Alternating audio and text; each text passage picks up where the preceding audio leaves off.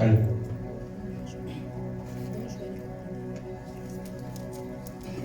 Qui connaît le thème de ce soir? Dis avec moi, la race des Mashiach,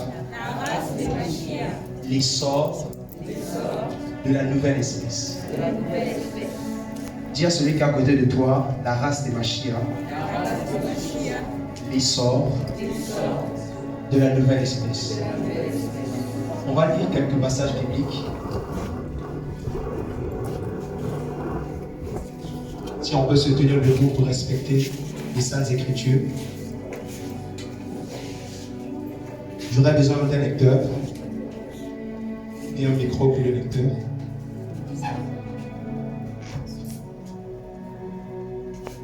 On prépare Genèse, chapitre 1, verset 26 au verset 28.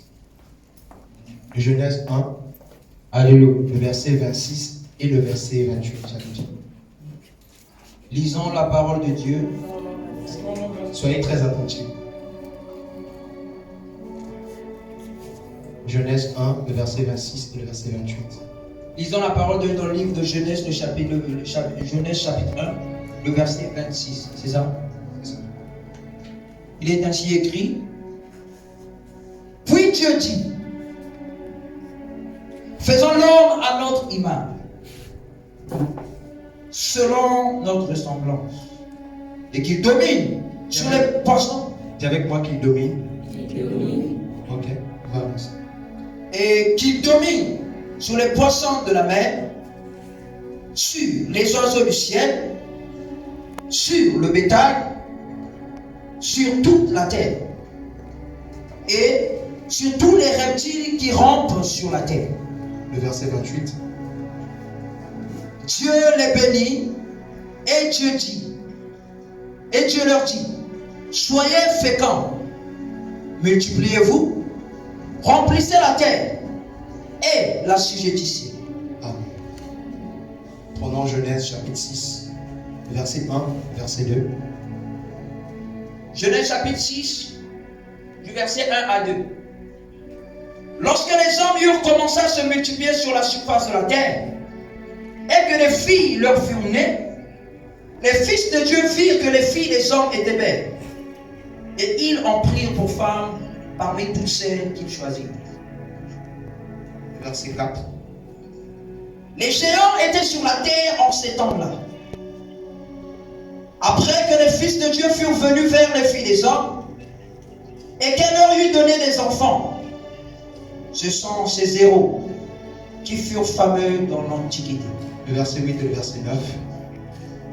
Mais Noé trouva grâce aux yeux de l'Éternel. Voici la postérité de Noé. Noé était un homme juste et intègre dans son temps. Noé marchait avec Dieu. Amen. Prenons Nombre. Nombre chapitre 11, verset 27 au verset 29. Nombre chapitre 11, du verset 27 au verset 29, lisons la parole de Dieu. Un jeune garçon courut l'annoncer à Moïse et dit, Eldad et Médad prophétisent dans le camp. Et Josué, fils de Nun, serviteur de Moïse depuis sa jeunesse, prit la parole et dit, Moïse, mon Seigneur, empêche-les. Moïse lui répondit, es-tu salaud pour moi? Puisse tout le peuple de l'Éternel être composé de prophètes. Et veuille l'Éternel mettre son esprit sur eux tous. On prend les deux derniers passages. Matthieu chapitre 1, verset 20. Matthieu, le chapitre 1, le verset 20, nous lisons la parole. Comme il y pensait, voici un homme du Seigneur lui apparut en songe et dit, Joseph, fils de David, ne crains pas de prendre avec toi Marie, ta femme, car l'enfant qu'elle a conçu vient du Saint-Esprit. Et 2 Corinthiens chapitre 5, verset 17.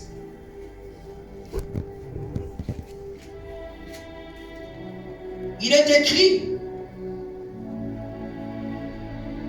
si quelqu'un est en Christ, il est une nouvelle créature. Les choses anciennes sont bel et bien passées. Voici, toutes choses sont devenues nouvelles. Amen. Est-ce qu'on peut acclamer pour la parole de Dieu? Et tu peux t'asseoir.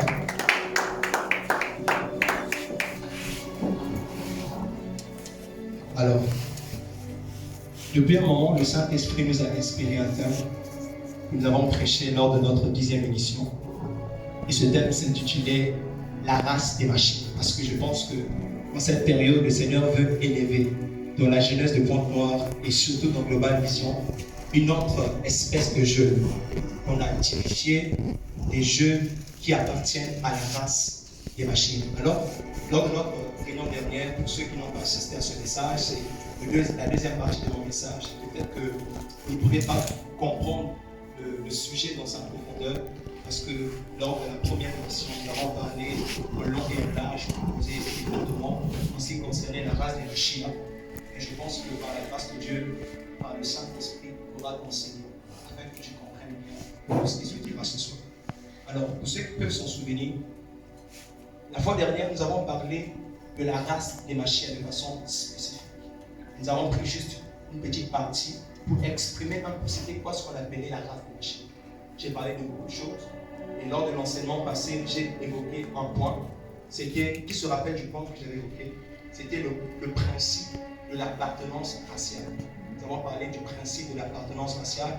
C'est le principe selon lequel, lorsque tu nais dans une race, tu obtiens catégoriquement les caractères et les critères de cette race. N'est-ce pas? Vous vous en souvenez? Et lorsque tu nais dans cette race, il y a ces mêmes aspects qu'il y a dans la race qu'on retrouvera chez toi. Nous avons pris l'exemple des différentes tribus qui existaient en Israël, notamment la tribu de Juda, la tribu d'Issachar, la tribu des Lévites. Tous ceux qui étaient Lévites, parmi ceux qui pouvaient exercer dans le sacerdoce, ceux qui descendaient de la race des Lévites avaient accès à opérer dans le sacerdoce. Donc cette accessibilité était juste disponible par le fait qu'ils étaient nés parmi la tribu des Lévites. Ça veut dire qu'ils n'ont pas jeûné pour avoir cette capacité, mais ils ont obtenu cette capacité parce qu'ils sont nés dans une race. N'est-ce pas? Nous avons parlé de la tribu de Juda. Nous avons dit que c'est la tribu où naissent des gens qui ont l'ADN de la royauté. Et ceux qui iront auprès du trône, ce sont ceux-là qui sont de la tribu de Juda. La ville était de Juda. Et Jésus-Christ, la Bible déclare qu'il est le lion de la tribu de Juda. Ainsi, au travers de certains critères, nous avons dit, on peut déterminer la race à laquelle tu appartiens. Nous avons dit, si je me croise avec un roi en Israël, sans besoin d'être prophète, je peux savoir qu'il vient de Juda. Donc, on peut identifier la race à laquelle tu appartiens en fonction de certains critères et de certaines caractéristiques que tu as. Quelqu'un m'entend?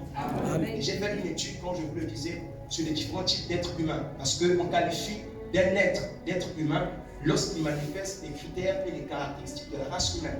On déduit que tu es un humain lorsqu'on voit en toi les types, les critères, les éthiques d'un être humain. Mais nous avons vu qu'il existait des êtres humains qui manifestaient des caractères et des critères qui n'étaient pas de la race humaine. Parce qu'on a vu les hommes, on a étudié l'homme, on sait quels sont les critères de l'homme. Mais ceux qui étaient là, vous savez, on est entré en long et en large et on a détaillé ce type de personnes qui étaient comme des hommes, mais qui manifestaient des critères qui n'appartenaient pas à la race humaine. C'est ainsi, pendant que nous étions en train de parler de ce sujet, le Saint-Esprit m'a dit que ce type d'homme qui ne manifeste pas les critères et les caractéristiques de la race humaine, c'est une autre race, c'est une autre catégorie d'êtres que le Saint-Esprit m'a demandé d'intituler ça la race des machines. Dis avec moi la race des machines. La race des machines. Et aujourd'hui, le Saint-Esprit m'a donné encore un autre point sur lequel nous allons développer en ce qui concerne la race des machines. Ce que j'aime avec Dieu, c'est que ce ne sont pas des choses qu'on a vues sur Internet. Ce sont des choses qu'on a téléchargées dans le ciel. Oh, amen. Voilà pourquoi beaucoup d'entre vous serez étonnés. C'est quel type de thème? La race des machines. Pour certains, c'est la première fois depuis que vous êtes nés qu'on prêche ce genre de thème. Parce que nous allons chercher ces choses dans les entrailles de l'esprit. Est-ce que je parle à quelqu'un? Les prédications où on va souvent dans la Bible sont révolues. Le temps est arrivé, on doit chercher les choses venant du ciel. Est-ce que je parle à quelqu'un? Amen. Plus le temps évolue, plus la manière de prêcher doit changer. Amen. On ne peut pas prêcher comme nous étions à l'époque de Paul. Parce que l'époque de Paul est différente de notre époque. De même qu'on ne peut pas prêcher avec les mêmes prédications que Moïse prêchait. Parce que nous ne sommes pas dans la même dispensation. Mais malheureusement, il n'y a que l'Église qui ne sait pas que les prédications varient. Parce que comme j'avais souvent l'habitude de le dire, la nourriture varie en fonction de l'heure. Amen. Et la nourriture qu'on mange le matin, c'est parce qu'on mange à midi. Le matin, on prend le petit déjeuner. Mais à midi, on prend le consistant. Et le soir, c'est le souper. Donc, plus le temps passe, plus la nourriture varie. Amen. Mais il n'y a que l'Église qui fait boire le jour le lait alors que nous sommes à midi. Voilà pourquoi les gens ont des problèmes gastriques, des problèmes de croissance, des problèmes de nutrition. On vient à l'église, toujours des bébés spirituels, parce qu'on te nourrit avec le pain et le lait. Amen. Dis avec moi le pain et le lait. Le pain et le lait. Dieu te donne l'église de poulet spirituel. Que Dieu te donne la nourriture solide. Amen. Et ce soir, je vais te servir la nourriture solide. Est-ce que tu es prêt à entendre? Mais je joue déjà une parenthèse. Si tu es un bébé, ça va te faire mal au dos. Vous pouvez plus sentir. Est-ce que tu es prêt? Dis à ton voisin, accroche ta ceinture. Accroche ta ceinture. Alors aujourd'hui, le thème que le Seigneur m'a donné de partager s'intitule le principe de la transmission héréditaire. On va parler d'abord du principe de l'appartenance raciale. Aujourd'hui, on parlera du principe de la transmission héréditaire. Dis avec moi le principe de la transmission héréditaire. Déjà, lorsqu'on parle d'hérédité, le mot hérédité nous fait directement associer au terme de la génétique. Et pour bien comprendre l'hérédité, il faut avoir des notions sur la génétique. Amen. Et la génétique se définit comme étant une science qui étudie l'hérédité. Et par définition, la génétique est tout simplement une science qui étudie les caractères héréditaires des individus, leur transition au fil des générations et leurs variations. Je répète, par définition, la génétique se définit comme étant la science qui étudie les caractères héréditaires des individus, leur transmission au fil des générations et leurs variations. Et quand on parle de la génétique, il existe plusieurs termes qu'il faut que nous puissions comprendre, que j'appelle des notions. Et ces notions sont des points clés pour avoir un aperçu général en ce qui concerne la génétique. Et parmi ces notions, je peux en compter 3, ou même je pourrais dire 4, parmi lesquelles les notions qui nous permettent de bien comprendre la génétique. On parle de l'ADN, on parle des chromosomes, on parle des gènes et on parle des années. Amen. Amen. J'aimerais expliquer en quelques temps c'est quoi ce qu'on appelle ces différents types de termes que je viens de citer. Commençons avec l'ADN. L'ADN que vous voyez ici, je vais t'approcher. ADN, c'est une abréviation. Mais la prononciation littérale de l'ADN se dit acide désoxyribonucléique. Et l'ADN, c'est une molécule, plus précisément une macromolécule que l'on retrouve dans le noyau des cellules. Et l'ADN contient toute l'information génétique que possède un individu. Et généralement, l'ADN est invisible dans le noyau des cellules. Cependant, il existe un phénomène biologique qu'on appelle la division cellulaire. Et au cours de ce phénomène biologique, l'ADN va se compacter et va s'associer à des protéines. Et ce procédé est appelé par la condensation de l'ADN. Et la condensation de l'ADN va donner naissance à ce qu'on appelle par les chromosomes. Dis avec moi les chromosomes. Chromosomes, tu peux approcher. Voici ce qu'on appelle un chromosome. Par définition, le chromosome se définit comme étant un élément du noyau de la cellule qui est constitué d'une portion de la molécule d'ADN et des protéines. Mais en ce qui concerne les chromosomes, vous devez comprendre ceci de façon générale. La taille et le nombre des chromosomes varient par rapport aux différents types d'espèces. Ça veut dire à chaque espèce est associée une taille et un certain nombre de chromosomes. En d'autres termes, que le nombre de chromosomes que possède un poisson diffère du nombre de chromosomes que possède un oiseau. Et le nombre de chromosomes que possède un batracien diffère du nombre de chromosomes que possède un crustacé. Et le nombre de chromosomes que possède un insecte diffère du nombre de chromosomes que possède un mammifère. Je parle à quelqu'un. Amen. Ça veut dire que le nombre de chromosomes varie par rapport aux différents types d'espèces. Mais en ce qui concerne l'espèce humaine, c'est-à-dire l'être humain, les scientifiques ont fait des recherches détaillées et ils ont déduit que l'être humain possède en lui 46 chromosomes. Dis avec moi 46 chromosomes. 46 chromosomes. Et dans les 46 chromosomes, nous avons 23 chromosomes qui est hérité de notre père et 23 chromosomes qui est hérité de notre mère. 23 plus 23, ça fait 46. Amen. Amen. Donc, dans l'homme, nous avons 46 chromosomes. Dis avec moi 46 chromosomes. 46 chromosomes. Et les 46 chromosomes sont répartis en 23 paires. Et dans une paire de chromosomes, nous avons un chromosome masculin et un chromosome féminin. Ainsi, lors de la naissance, l'homme partage, l'enfant qui naît partage une portion de l'information génétique de son père et une portion de l'information génétique de sa mère.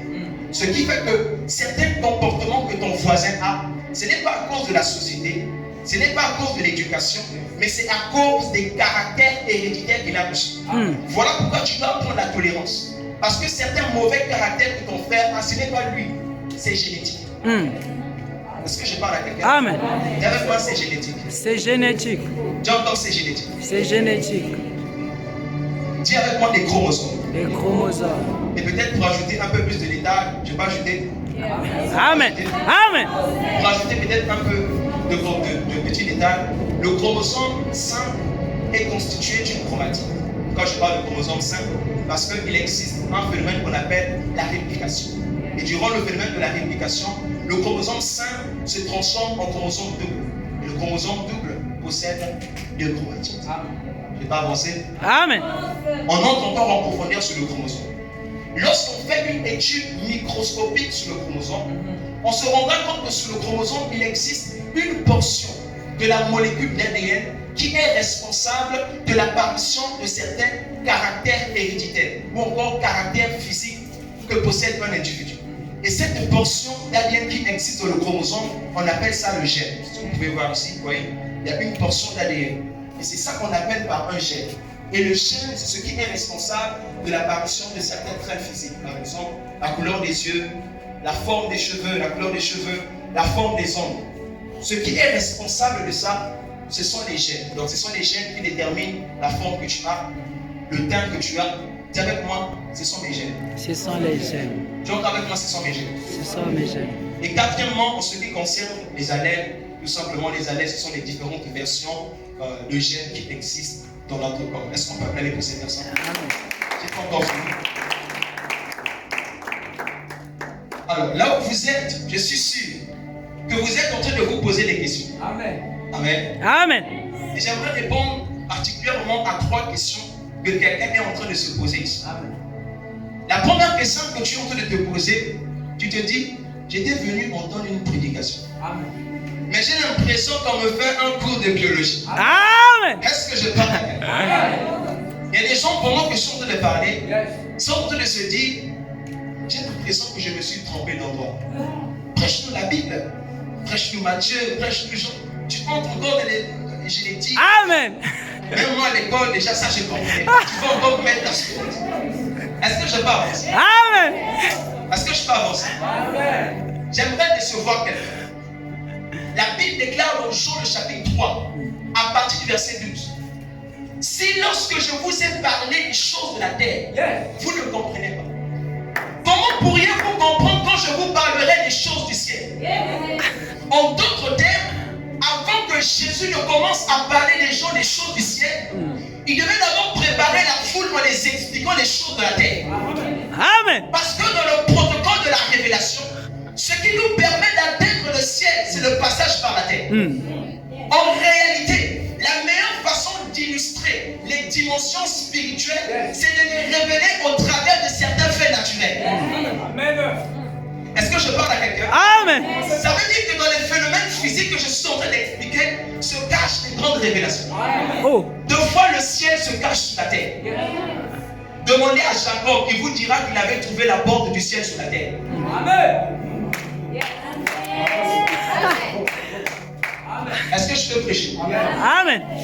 Voilà pourquoi Jésus lui-même, lorsqu'il s'agissait d'expliquer le royaume des cieux, Amen. il disait souvent que le royaume des cieux est semblable à. Et quelque part dans votre Bible, il est écrit quelque part que le royaume des cieux est semblable à un homme qui est parti mettre la bonne sémence dans le champ. Je te pose la question. Quel est le lien entre le royaume des cieux et un homme qui fait le champ? Amen. Pourquoi est-ce que lorsqu'il s'agissait de parler des choses célestes, Jésus illustrait ces choses au travers des phénomènes naturels? C'est parce que Jésus avait compris que dans la nature se cachent les grandes révélations. Amen. Est-ce que je parle à quelqu'un? Dis avec moi, Jésus avait la science. Voilà pourquoi l'apôtre Paul déclare dans le livre de Romains: la nature ne vous enseigne-t-elle pas? J'aimerais décevoir quelqu'un. Est-ce que je peux te décevoir? Amen. Est-ce que je peux te décevoir? Amen. Écoute ceci. Il y a des enseignements qui te viendront de chez ton pasteur. Il y a des enseignements qui te viendront du Saint-Esprit. Mais il y a d'autres enseignements, c'est la nature qui va t'enseigner. Amen. Est-ce que je parle à quelqu'un? Amen. Ça veut dire que la nature a la connaissance. Amen. Amen. Et la vérité, Est-ce que je parle à quelqu'un? Amen. Je répète. Ça veut dire que même la nature peut t'enseigner. Il a la connaissance. Le chien que tu as l'habitude de maltraiter peut t'enseigner. Amen. Donne-moi la main, je te pêche. Amen.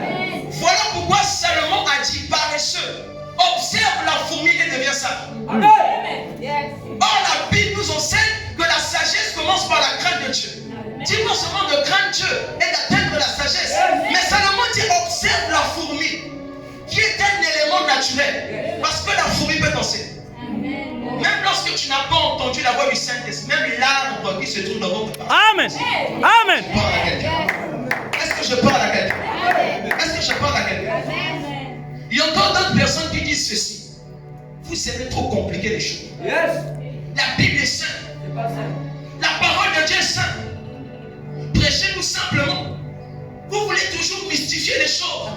Oh, le mystère Dieu, le mystère Dieu. Est-ce que je vais te prêcher? Amen. J'aimerais décevoir à quelqu'un. Alléluia. La Bible n'est pas un livre simple. Alléluia. La Bible est complexe. Yes. Mon frère, la Bible c'est un labyrinthe. Yes. Si tu te promènes dans la Bible et que tu n'as pas la carte, tu vas te perdre. C'est la vérité. Je me suis souvent posé la question. Pourquoi est-ce que dans Jean chapitre 16, lorsque le Saint-Esprit viendra, il nous conduira dans toute la vérité? Amen. Et pourtant la vérité c'est une sphère où il n'y a pas de danger. Yes. Même là où il n'y a pas de danger, il va te conduire. Parce qu'il est possible que tu te perdes dans la vérité. Amen. Aïe, aïe, aïe. Est-ce Alléluia. que je parle à quelqu'un? Amen. Est-ce que je parle à quelqu'un? Amen. Si la Bible était sainte, Pierre n'aurait jamais dit que les enseignements de Paul étaient difficiles à comprendre. Yes. Pierre avait levé les paralytiques, toi, jamais. Mais malgré cette dimension, il a dit qu'il y a des choses, lorsqu'on les enseigne, ça fait mal à la tête. Est-ce que je peux parler à quelqu'un? Amen. Est-ce que je peux parler à quelqu'un? La Bible nous enseigne dans Hébreux le chapitre 5 à partir du verset 11. Avance. Il y a encore beaucoup à dire là-dessus. Yes. Et des choses difficiles à expliquer. Alléluia. Mes frères, il y a des choses spirituelles qui sont tellement élevées que le français n'a pas assez d'arguments pour nous permettre d'expliquer ces choses. Amen. L'apôtre Paul n'était pas un prédicateur. Alléluia. Je vais te parler. Amen. Je répète, l'apôtre Paul n'était pas un prédicateur. Amen. Dis avec moi, il était qui alors? Il était qui alors? L'apôtre Paul a dit, je suis un dispensateur des mystères de Dieu. Alléluia. Frère, l'apôtre Paul était une source des mystères. Yes, c'est probable. C'est la vérité. Est-ce que je parle à quelqu'un? Amen. Que Dieu t'établisse comme une source de mystère. Je dis que Dieu t'établisse comme une source de mystère. Après cette réunion, tu ne comprendras pas comment est-ce que le Saint-Esprit va commencer à te révéler les choses cachées. Le problème aujourd'hui, c'est que l'Église ne veut pas évoluer. L'Église ne veut pas avancer. Alors que le temps arrive, que les messages doivent être un peu plus élevés, parce que la Bible déclare que dans les derniers temps, la connaissance augmentera. Aujourd'hui, les gens ont peur de la connaissance. Amen. Voilà pourquoi l'Église, on nous prêche toujours les mêmes messages. Oh. Même les fidèles sont fatigués des thèmes du pasteur. Mon Dieu, mon. Amen. Amen. Ils savent déjà que le 31 décembre, le pasteur va prendre tel passage. Amen. Parce que dans son calendrier, il sait en janvier, je dois prêcher sur une nouvelle saison. Parce que je parle à quelqu'un. Amen. En février, je dois prêcher sur la bénédiction. En mars, je dois prêcher sur la repentance. Et chaque année, c'est toujours la même chose. C'est la prédication. La synagogue. Est-ce que je parle à quelqu'un? Amen. Dis avec moi la synagogue. La synagogue. Le temps est arrivé, on doit te révéler les mystères de Dieu. L'apôtre Paul déclare le mystère caché de tous les temps, dans tous les âges, que Moïse n'a pas connu, a été révélé à l'église. Frère, les choses que Dieu nous a révélées s'appellent des mystères. Dis à ton voisin, ce sont des mystères. Ce sont des mystères. Voilà pourquoi dans Global Vision vous avez la grâce. Parce que le Seigneur nous a établis pour parler de ces choses. Amen. Alors, prépare tes oreilles parce que tu vas entendre. Amen. Est-ce que je parle à quelqu'un? Amen. Est-ce que je parle à quelqu'un? Amen. Ce ne sont pas des choses qu'on force. Nous sommes nés dans cette tribu. Est-ce que je peux parler? Amen. Dis à ton voisin, dis à ton voisin, bienvenue dans l'académie des machines. Bienvenue dans l'académie de Machia. Non, dites ça bien, dites bienvenue dans l'académie des machines. Bienvenue dans l'académie de Machia. Est-ce qu'on va calmer pour ça? Amen.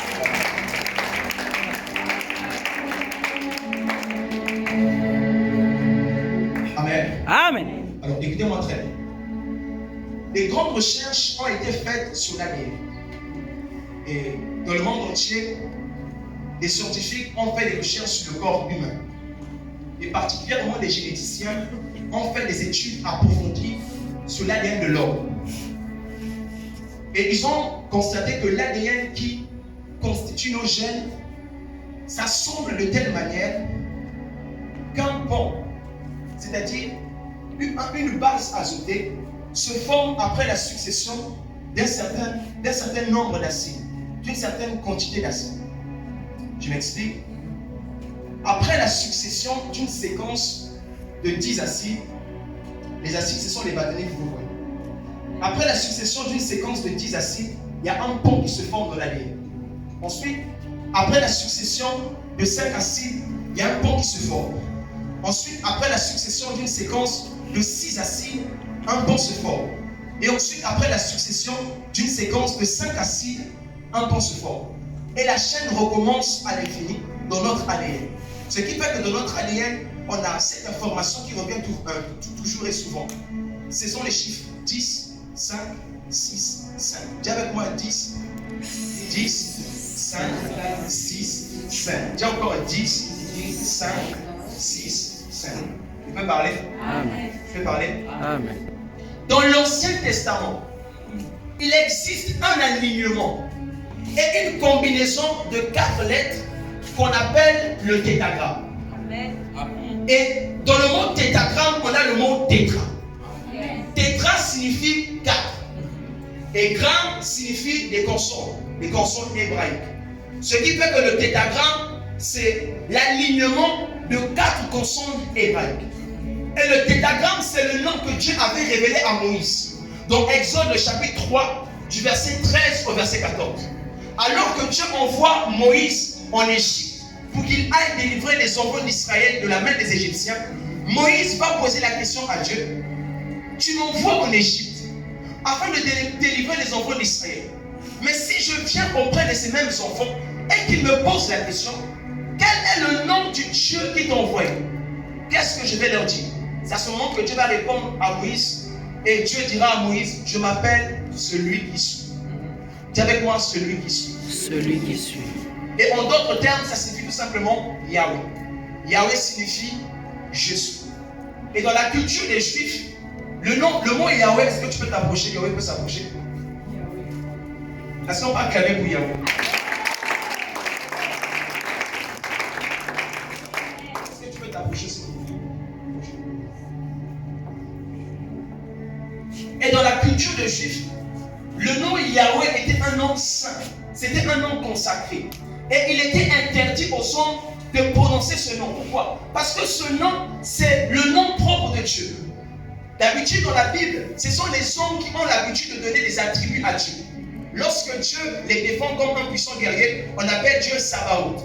Lorsque Dieu se manifeste comme étant un Dieu élevé, on les appelle El Elyon. Amen. Amen. D'habitude, ce sont les hommes qui donnent des attributs à Dieu en fonction de ce que Dieu fait. Mais cette fois-ci, ce n'est pas un nom qui a donné à Dieu, mais c'est Dieu qui a donné à l'homme. Ça veut dire que ça, c'est le nom propre de Dieu. Voilà pourquoi dans la culture des Juifs, Il était interdit de prononcer ce nom. D'ailleurs, même dans les 10 commandements, il y a un commandement qui dit que tu n'invoqueras point le nom de l'Éternel en vain. Parce que ce nom était un nom saint, c'était un nom consacré, c'était un nom qui était digne de respect. Je peux parler? Amen. D'ailleurs, même certains rédacteurs de l'Ancien Testament, lorsqu'ils rédigeaient la Torah ou encore le Pentateuque, devant certains textes, lorsqu'ils arrivaient devant ce nom, ils étaient obligés de laver 7 fois leurs mains. Donc, ils lavaient 7 fois leurs mains. Pourquoi? Parce qu'avant d'écrire ce nom, il devait être pur, il devait être sanctifié. Parce que ce nom, c'était le nom de l'Éternel. Est-ce que je parle à quelqu'un? Amen. Et ce nom s'appelle le tétagramme. Dis avec moi le tétagramme. Le tétagramme. Dis encore le tétagramme. Le tétagramme. Et aujourd'hui, le tétagramme se prononce de plusieurs manières. La locution du mot tétagramme, il y a plusieurs locutions. Quand on parle de Jéhovah, on parle du tétagramme. Et quand on parle de Yahweh, on parle aussi du tétagramme. Mais j'aimerais qu'on reste un peu sur le mot Yahweh. Dis avec moi Yahweh. Yahweh. Dis encore Yahweh. Est-ce que tout le monde voit Yahweh? Lève bien pour que tout le monde voit. Ici, on a le mot Yahweh. Dans le mot Yahweh, nous avons 6 lettres. Et dans les 6 lettres, nous avons 4 consonnes et nous avons 2 voyelles. Et dans le mot Yahweh, on a le tétagramme. Et l'apparition de 4 lettres. C'est Y, H, W, H. C'est ça qu'on appelle le tétagramme. Et c'est ça le nom que Dieu avait révélé à Moïse dans Exode, le chapitre 3. Est-ce que je vais parler à quelqu'un? Et tétagramme, en français, on dit Y, H, W, H. Mais en hébreu, on dit Yod, He, Vav, He. Je peux parler? Amen. Je peux avancer? Cependant, dans l'alphabet hébraïque, chaque lettre a une correspondance numérique. Amen. Dans l'alphabet hébraïque, chaque lettre a une correspondance numérique. Et quand on parle d'Y, en hébreu qui est Yod, dans l'alphabet hébraïque, ça correspond au chiffre 10. Quand on parle de H, qui est He, en hébreu, ça correspond au chiffre 5. Quand on parle de W, qui est Vav, en hébreu, ça correspond au chiffre 6. Et quand on parle de H, c'est toujours 5. Or, 10, 5, 6, 5, c'est le même chiffrement qui se répète dans l'ADN de l'homme. Amen. Ce qui fait que dans l'ADN de l'homme, il y a le nom de Dieu. Oh! Amen. Est-ce que je parle à Ah! il y a le Dieu. Dis avec moi, il y a Dieu des dons. Il y a Dieu dedans. Il y a Dieu des dons. Il y a Dieu dedans. Lorsque l'homme crée quelque chose, il se rassure qu'après avoir créé la chose, il laisse les empreintes qui montrent que c'est lui qui a créé la chose. Dans mon amen, je te prêche. Amen. Lorsque le Chinois a créé la machine, Oh! après avoir créé la machine, il écrit toujours Made in Chine.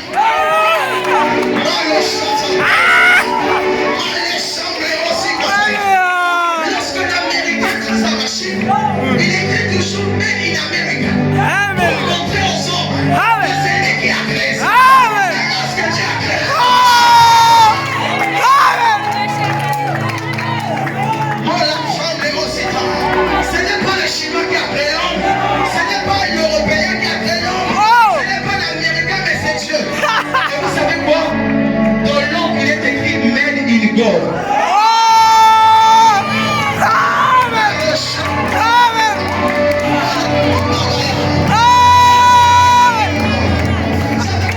Il y a Dieu dedans.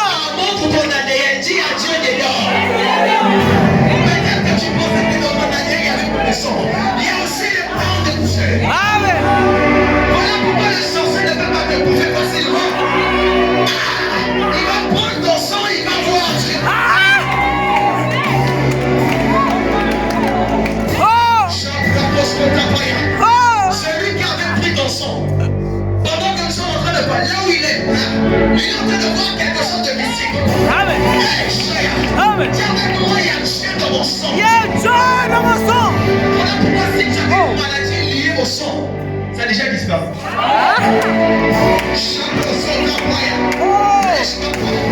Et toute personne dans ces lieux qui a une maladie liée au sang, je déclare que ça disparaît.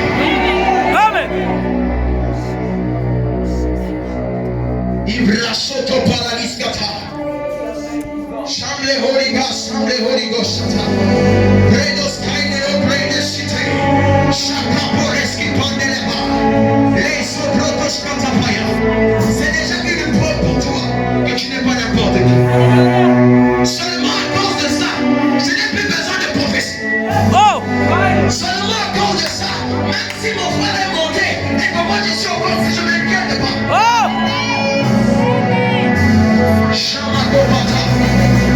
Ils ont tué les gens, toi ils ne te tueront.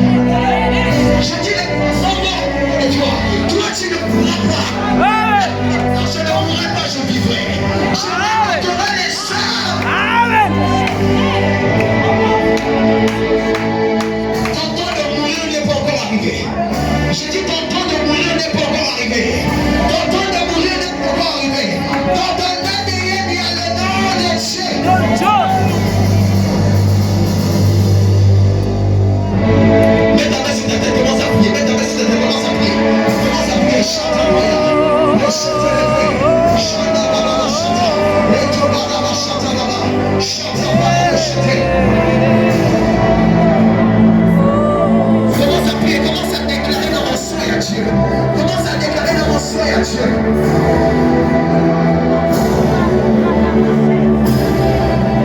Je t'accorde 5 minutes. Je t'accorde 5 minutes.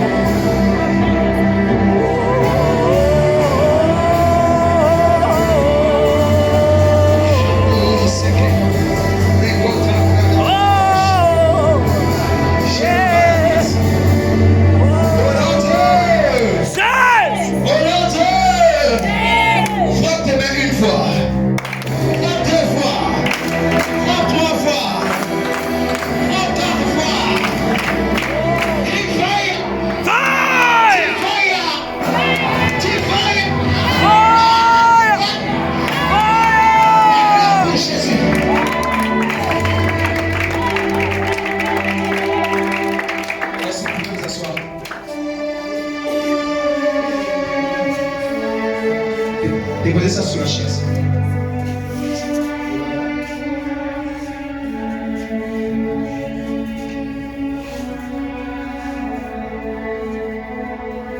Ainsi, les frères, vous comprenez que lorsque Dieu a créé l'homme, il s'est rassuré que dans l'homme, il y a une information de lui dans son ADN. Donc moi j'aimerais dire à quelqu'un, sois rassuré. Amen. Dieu est avec toi. Amen. Plus pire encore, il est déjà incrusté en toi. Amen. Amen. Amen. Alors lorsque Dieu a créé l'homme, il a créé l'homme avec une portion de lui à l'intérieur de lui. L'homme a été créé avec la même substance qui fait de Dieu Dieu. Amen. Amen. Amen. Je répète. L'homme a été créé avec la même substance qui fait de Dieu Dieu. Amen. L'homme a été créé avec la même substance qui fait le Dieu Dieu. Amen. Et parmi tous les êtres qui existent dans l'univers de la création, le seul être qui possède cette information de Dieu, c'est l'homme. Amen. Dieu a créé plusieurs êtres. Dieu a créé les animaux, Dieu a créé les végétaux, Dieu a créé les anges même, les esprits, dans les lieux célestes. Et un peu plus pire encore, il a même existé une civilisation d'êtres qui avait existé avant Adam. On appelle ça la civilisation pré-adamique. Ce qui fait que les hommes ne sont pas les premiers êtres que Dieu avait créés sur la terre. Amen. Avant Adam, il y avait d'autres êtres qui vivaient sur la terre. Mais ça, je mets ça entre parenthèses. Et même ces êtres-là ne détenaient pas cette information de Dieu. Amen. Donc l'être humain est la seule espèce qui détient en lui l'information de Dieu. Voilà que lorsque Dieu a créé l'homme, il s'est rassuré que dans l'homme, il y a une portion de lui à l'intérieur de l'homme. Et c'est à cause de cette information génétique que Adam avait la capacité de communiquer avec Dieu. Les animaux ne pouvaient pas communiquer avec Dieu. Les plantes ne pouvaient pas communiquer avec Dieu. Même les anges qui étaient dans le ciel ne pouvaient pas dialoguer avec Dieu. Mais à cause de cette information que Adam avait, il avait la capacité de parler avec Dieu. Adam était en corrélation avec Dieu. Il était en dialogue avec Dieu. De temps en temps, il avait des rendez-vous avec Dieu dans le jardin d'Éden. Amen. De temps en temps, Dieu descendait et il se rencontrait avec Adam. Et il communiquait deux fois. Il parlait. Le Seigneur lui donnait des instructions sur le jardin d'Éden à cause de l'information qu'il avait. Adam avait la capacité de parler aux animaux. Adam pouvait converser avec les arbres. Il parlait avec les arbres. Adam. Adam avait un pouvoir tridimensionnel. Il avait un pouvoir dans le ciel. Il avait un pouvoir sur la terre. Et il avait un pouvoir dans la mer. Amen. Adam était un être particulier parmi tous les êtres que Dieu avait créés. Et la cause de tout ça, c'était à cause de cette information que Dieu avait mis en lui. Cette portion de Dieu qui était en Adam. Adam ne connaissait pas c'est quoi la maladie. Amen. Est-ce que je parle à quelqu'un? Amen. Adam ne connaissait pas c'était quoi ce qu'on appelle les liens de famille. Amen. Adam était un être qui était proche de l'immortalité. Alléluia. Adam était un représentant légal de Dieu. Amen. Dieu ne pouvait pas faire quelque chose sur la terre sans passer par lui. Amen. Adam était une porte. Yes. Adam était un homme des dimensions. Yes. Adam était un homme de pouvoir. Adam était un homme qui détenait une autorité. Yes. Et dans la pensée de Dieu, Dieu voulait que tous les hommes qui devaient être sur la terre soient des personnes comme des Adam. Amen. Dieu n'a jamais voulu que l'être humain soit comme ce qu'il est aujourd'hui. Alléluia. Tantôt tu vas à l'hôpital, hein, tu es la tienne. Tantôt ce sont les courbatures, tantôt les problèmes de sang. Dieu n'avait jamais voulu que l'homme arrive à ce niveau. Yes. Où on est en train de prier sur les liens de famille. Adam avait l'autorité, Satan ne pouvait rien faire sur la terre. Parce que Adam c'était le maître de la terre. Adam avait le pouvoir et Adam avait l'autorité. Et dans la pensée de Dieu, Dieu voulait que tous les hommes sur la terre soient comme des hommes d'Adam. C'est-à-dire qu'on va en Amérique, qu'on va aux États-Unis, qu'on vient en Afrique, tous les hommes qui existent. En fait, il ne devait même jamais exister des hôpitaux. Jamais. Amen. Parce que dans la pensée de Dieu, Dieu ne voyait pas ça en l'homme. Et la mission de Adam, c'était de remplir la terre des hommes qui avaient la même information génétique que lui. Amen. Tu parles à quelqu'un?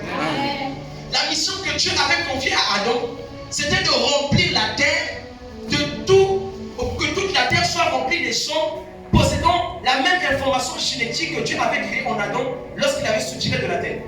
Voilà pourquoi il a confié la mission à Adam. Dans Genèse le chapitre 1, à partir du verset 28, là où la Bible déclare: sois fécond, multipliez-vous, remplissez la terre et la sujettissez. Ce principe, on appelle ça le principe de l'essor d'une espèce. Dites comment l'essor d'une espèce? L'essor de l'espèce, ça signifie tout simplement la multiplication d'une espèce, la propagation d'une espèce, l'évolution d'une espèce. Donc Dieu voulait que l'espèce humaine soit comme des Adams. Dieu voulait la propagation de l'espèce adamique. Que les hommes sur la terre soient comme des Adams. Je parle à quelqu'un. Amen. Suivez-moi très attentivement. Dieu voulait que l'espèce humaine ressemble à Adam. Que les gens soient comme les hommes Adam. Des personnes qui marchaient naturellement dans le surnaturel. Amen. Des personnes qui n'avaient pas besoin de forcer pour vivre Dieu. Yes. Adam n'était pas vêtu d'habits comme nous. Adam était vêtu d'un vêtement spirituel qu'on appelait la gloire. Yes. Amen. Voilà pourquoi malgré le fait que Adam était nu, il ne voyait pas sa nudité. Parce qu'il était revêtu d'un vêtement spirituel qu'on appelle le vêtement de la gloire. Amen. Amen. Amen. En d'autres termes, ces vêtements-là ne devaient pas être nos vêtements. Amen. Les vêtements de tissu n'auraient jamais, je n'avais jamais voulu que ça soit notre type de vêtements. Non, jamais. Le styliste de Jésus avait tissé ta robe avec la substance de la gloire. Amen. Parce que la gloire, c'est une substance. Alléluia. On appelle ça cabot. Yes. Amen. Or, cabot, ça veut dire un poids. C'est-à-dire que la gloire pouvait être matérielle. Si Dieu pouvait te faire la grâce de toucher la gloire, tu pourrais toucher la gloire. C'est avec ce tissu que Dieu devait créer ton habit, ton vêtement. Amen. Le grand styliste de Jésus. Amen. Est-ce que je parle à quelqu'un? Amen. C'était ça que Dieu voulait dès le départ. Mais écoutez ceci. J'aimerais vous choquer. Est-ce que vous savez que le premier Mashiach qui était sur la terre, c'était Adam? Amen. Amen. Hein? Ah. Est-ce qu'il y a l'académie des Mashiach ici? Amen. Ah. C'est comme si tu ne comprenais pas.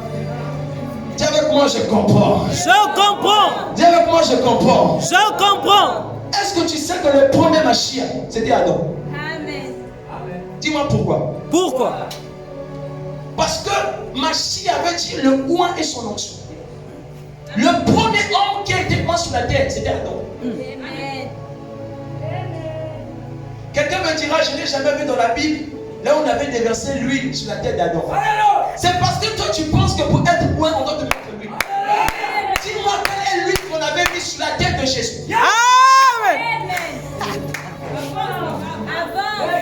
Gloire au Seigneur. Amen. D'ailleurs, la Bible nous donne déjà de quoi était constituée l'huile qui était sur la tête de Jésus. Amen. La Bible déclare, vous savez comment Dieu a oint ce Jésus d'esprit et de force. Amen. Ça veut dire l'huile qui était dans la bouteille, c'était l'esprit et la force. Amen. Donc lorsque Dieu était en train de oindre Jésus, ce qui sortait, ce n'était pas l'huile, c'était l'esprit et la force. Amen. Malo Shambla Idaba. Est-ce que je parle à quelqu'un? Amen. Le premier homme oint sous la terre, c'était Adam. Adam était le premier homme oint sous la terre. Parce que lorsque Dieu a établi la terre, il a établi Adam comme gérant de la terre. Dis-moi où est-ce qu'il a été oint? Où est-ce qu'il a été oint? Dis-moi où est-ce qu'il a été oint? Où est-ce qu'il a été oint? Bon, si je dis que être oint, ce n'est pas lorsqu'on déverse l'onction sur toi. Tu sais que tu peux être oint lorsque Dieu déclare sur toi des paroles qui te donnent accès à l'opération dans une dimension. Amen. Amen. Je vais te dire là où Adam était loin. La Bible déclare dans Genèse le chapitre 1, la Bible déclare ceci: tu domineras Amen. sous les poissons de la mer, Amen. sous les oiseaux du ciel Oh. et sur tous les reptiles qui rentrent sur la terre. Yes. Il a été loin. Amen. Est-ce que je parle à quelqu'un? Amen. C'est là que Adam a reçu l'onction. Vous savez la chose qui est plus terrible, c'est quoi? C'est que l'onction que Adam avait reçue à un an. Oh. Avance. Je veux parler. Yes. L'onction que Adam a reçue à un an, ça s'appelle l'onction de la domination. Amen. Ah, dis avec moi l'onction de la domination. L'onction de la domination. Et Dieu a établi Adam avec l'onction de la domination. Il a dit domine. Dis avec moi domine. Domine. Dis avec moi domine. Domine. J'aimerais dire à quelqu'un, il existe une dimension d'onction qu'on appelle l'onction de la domination. Et aujourd'hui, les chrétiens ont perdu leur onction. Yes. Aujourd'hui, lorsque tu sors de la rue là, tu viens de faire un jeûne de 50 jours. Avec ton Saint-Esprit, rempli du Saint-Esprit, tu croises le chien à côté. Le chien fait seulement ouh, frère. Avec ton Saint-Esprit, avec ton onction, 10 km. Est-ce que je parle à quelqu'un? Amen. Dis avec moi l'onction de la domination. L'onction de la domination. Frère, lorsque tu as l'onction de la domination, tu domines partout où tu vas. Amen. C'est une onction qui dégage l'odeur de l'être. Amen. Est-ce que vous savez que Jésus avait l'onction de la domination. La Bible déclare lorsque Jésus-Christ enseignait, il enseignait avec autorité. C'est-à-dire que les enseignements de Jésus dégageaient une autorité. Lorsque tu étais en face de la sphère où Jésus enseignait, que tu sentais là. C'est comme si tu étais en train de trembler. Tiens avec moi, donne-moi une preuve. Donne-moi une preuve. D'ailleurs, dans la Bible, on avait envoyé un soldat pour venir arrêter Jésus. Le soldat vient croiser Jésus en train de prêcher. Frère, on paye le soldat pour arrêter les gens. Mais lorsqu'il vient devant Jésus, son objectif était de l'arrêter, mais le soldat devient le fidèle. Ça veut dire, au lieu de prendre des armes, de prendre les minottes et de mettre Jésus en prison, à cause des enseignements et d'autorité, et donc, est-ce que je parle de quelqu'un? La domination. La domination. Dis avec moi, domination. Domination. Ce sont ce type d'onction que tu dois chercher. Amen. Ce sont de ce type d'onction dont tu dois revêtir. Amen. Vous savez quoi? Pierre avait l'onction de la domination. Alléluia. Comment est-ce que vous pouvez expliquer devant 3000 personnes, tu n'as pas d'ampli, tu n'as pas de micro, tu n'as pas de baffe, Amen. tu parles sans micro. 3000 personnes avec le bruit qu'ils étaient en train de faire. Tu te mets à parler. Ils arrêtent ce qu'ils faisaient. Ils commencent à entendre une personne qui n'a même pas le bac. Amen. Oh. Amen. Oh. C'est fort. Oh. En plus, lorsqu'il finit de prêcher, my God, les gens disent qu'est-ce qu'on doit faire pour recevoir Jésus. Mais c'était quelle dimension? On appelle ça la dimension de l'onction de la domination. Amen. Ouais, les hommes de ce monde utilisent des totems pour influencer les gens. Il y a des gens lorsqu'ils te saluent, tout ce qu'il va te dire, tu diras oui. Parce qu'ils utilisent des totems pour influencer les gens. Il y a d'autres qui utilisent même des parfums de domination. Amen. Pour avoir des copains et des copines. Amen. Mon frère, il faut avoir honte. Amen. Est-ce que tu as fait quoi pour avoir honte? Faut avoir honte. Tu as fait quoi pour avoir honte? Faut avoir honte. Les autres cherchent des techniques pour influencer les gens. Mais nous, notre technique, c'est l'onction de la domination. Je dis c'est l'onction de la domination. On peut être plusieurs, mais quand toi tu parles, tout le monde se tait. Oh. Amen. Même les oiseaux arrêtent de chanter. Pourquoi? Parce qu'ils ont vu celui qui détenait l'autorité sur eux. Chakota Paria Baba. C'est avec moi. Avance. L'onction que Adam avait opérée dans 3 dimensions. De la dimension du ciel, de la dimension de la terre et de la dimension des eaux. Pour toi, ça veut dire quoi? Écoute. Or, dans toutes les dimensions que je viens de citer, il se cache des esprits. Il y a des esprits qui se cachent dans les airs. L'apôtre Paul déclare, nous n'avons pas à lutter contre la chair et le sang, mais contre les dominations, les autorités et les principautés, les esprits méchants dans les lieux célestes. Ça veut dire que dans le ciel, il y a les esprits. Ça, c'est le 1. De 2, dans la mer aussi, il y a les esprits. Et Sylvain. Est-ce que je parle à quelqu'un? Amen. Dans la mer, il y a des esprits. Et sur la terre aussi, il y a des esprits. Mais lorsque tu as l'onction de la domination, tu as la capacité d'influencer le ciel, la terre et la mer. Voilà pourquoi dans le livre d'Apocalypse, lorsque Jean aura la vision, il va voir le Christ descendre sur la terre. Il avait un pied sur la mer et un pied sur la terre. Le pied sur la mer, c'était pour te dire qu'il avait l'onction de la domination. Amen. L'onction qui opérait sur la terre. Comme on avait jeté. Amen. La Bible déclare, tout lieu où foulera la plante de ton pied, je te Donne en possession. dis avec moi l'onction de la domination. L'onction de la À domination. compter de maintenant, tu vas marcher dans l'onction de la domination.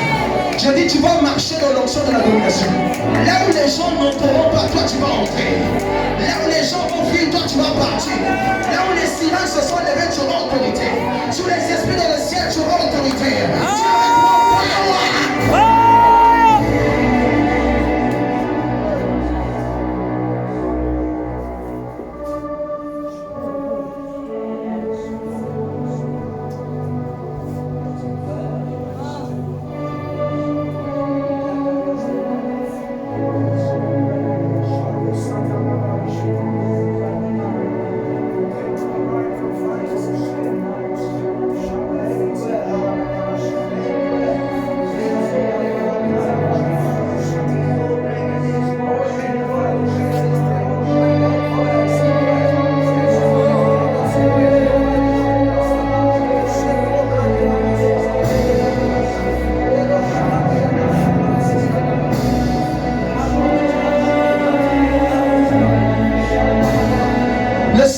me dit, il y a des gens qui sont en train de recevoir cette onction. Amen. Les gens sont habitués au service après la prédication.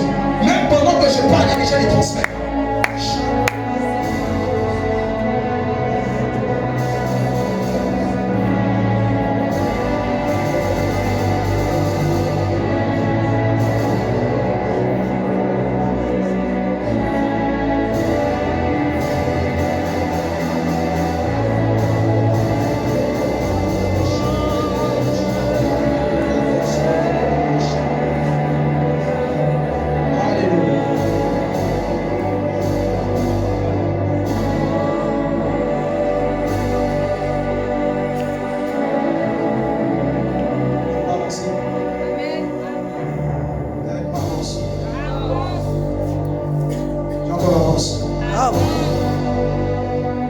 Alors donc le plan de Dieu, c'était que l'espèce humaine se multiplie.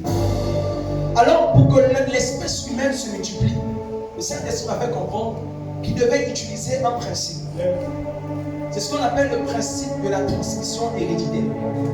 C'est avec moi le principe de la transmission héréditaire. Ça veut dire dans le plan de Dieu, la manière dont Adam devait multiplier toute la terre, c'était au travers de la reproduction et par le mystère de la transmission héréditaire. C'est-à-dire, l'information génétique était en Adam. Lorsqu'il mettrait au monde un enfant, l'ADN qui était en lui va se répercuter sur l'enfant. Et l'enfant va posséder les mêmes attributs que Adam avait. Ce qui fera que l'enfant va ressembler à Adam. Pourquoi? Parce que au-delà de la transmission héréditaire biologique, il existe une transmission héréditaire spirituelle. Est-ce que je peux te parler de la transmission héréditaire spirituelle? Amen. Est-ce que je peux te parler de ça? Vraiment sentir que tu vas entendre ces choses. Amen. Je prêche bien? Est-ce que tu peux acclamer pour m'encourager?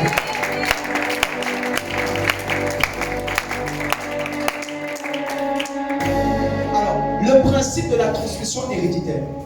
Premièrement, lorsque nous lisons Jean chapitre 3, à partir du verset 6, la Bible déclare: ce qui est né de la chair est chair, et ce qui est né de l'esprit est esprit. En d'autres termes, tu reçois les mêmes caractères que la chose qui t'a engendré. Pourquoi est-ce que ce qui est né de la chair est chair et ce qui est né de l'esprit est esprit? C'est par le principe de l'hérédité. Ça veut dire lorsque quelque chose t'a engendré par hérédité.